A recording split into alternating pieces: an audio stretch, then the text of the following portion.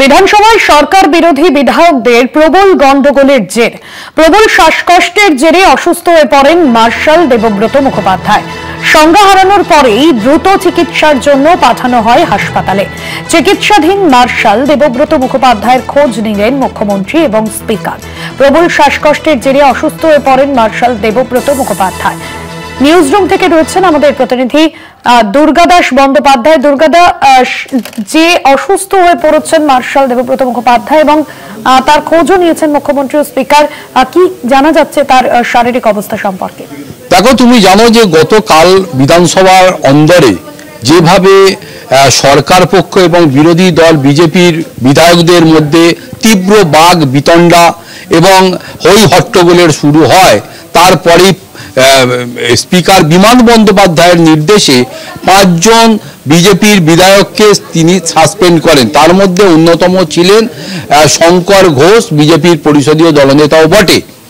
এবং প্রথমে যখন শঙ্কর ঘোষের সঙ্গে এইভাবে বাগবিতণ্ডা শুরু হয় এবং তাকে পরবর্তী ক্ষেত্রে আমরা দেখি যে স্পিকার বিমান বন্দ্যোপাধ্যায় তাকে সাসপেন্ড করে দেন এবং তিনি তার সত্ত্বেও হই হট্টগোল চালিয়ে যাচ্ছেন, তিনি কক্ষ ত্যাগ করছেন না।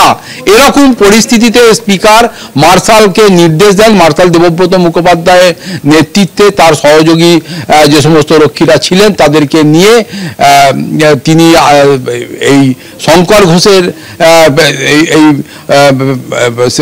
চেয়ারের দিকে যান এবং তাকে মানে পাঁজাকোলা করে বলা যেতে পারে তুলে যখন দরজা দিয়ে বার করতে যান, তখন পেছন দিকে বা শঙ্কর ঘোষকে এই বের করে নিয়ে যাওয়াটাকে প্রতিরোধ করার জন্য একাধিক বিজেপির বিধায়করা তারা শঙ্কর ঘোষের পেছনে দাঁড়িয়ে পড়েন এবং তাকে ফোর্সফুলি যাতে তাকে বের না করে নিয়ে যেতে পারে বাধা দেন।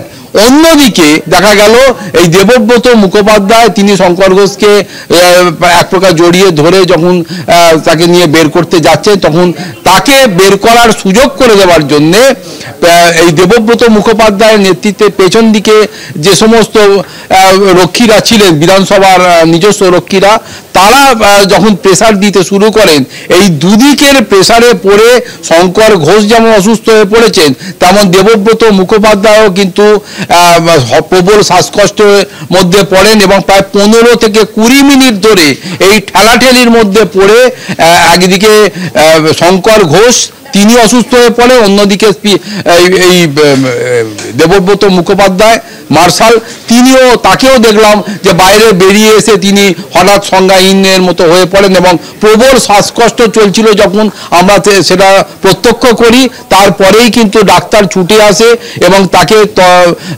মানে সঙ্গে সঙ্গে পাঠানো হয় চিকিৎসার জন্য এবং এই মুহূর্তে তিনি গতকাল রাত থেকেই চিকিৎসার মধ্যে রয়েছেন এবং এখনো তিনি ঠিকঠাক করে কথা বলতে পারছেন না, যদিও তার শারীরিক অবস্থার খোঁজ ইতিমধ্যেই আমরা যে খবর পেয়েছি বিধানসভা সূত্রে যে স্পিকার বিমান বন্দ্যোপাধ্যায় এবং রাজ্যের মুখ্যমন্ত্রী মমতা বন্দ্যোপাধ্যায় দুজনে তার খোঁজ খবর নিয়েছেন, তার শারীরিক কি কি ক্রিটিক্যাল বিষয় রয়েছে কিনা বা তাকে ঠিকঠাক চিকিৎসা করা হচ্ছে কিনা, চিকিৎসায় সাড়া দিচ্ছেন কিনা এবং কতটা তিনি অসুস্থ কতটা তিনি সুস্থ হয়ে উঠেছেন, এই পুরো বিষয়টাকে তারা খোঁজ খবর নিয়েছেন এবং প্রয়োজনীয় নির্দেশ দিয়েছেন। ফলে বোঝাই যাচ্ছে যে বিধানসভা রাজ্যের প্রগতির কথা বলে, যে বিধানসভার মধ্যে দিয়ে রাজ্যকে পরিচালনা করার আইন প্রস্তুত করার যে বিষয়গুলো চলে, সেখানে এই এহেন আচরণ যেভাবে গতকাল বাংলার মানুষের সামনে, দেশের মানুষের সামনে উঠে এলো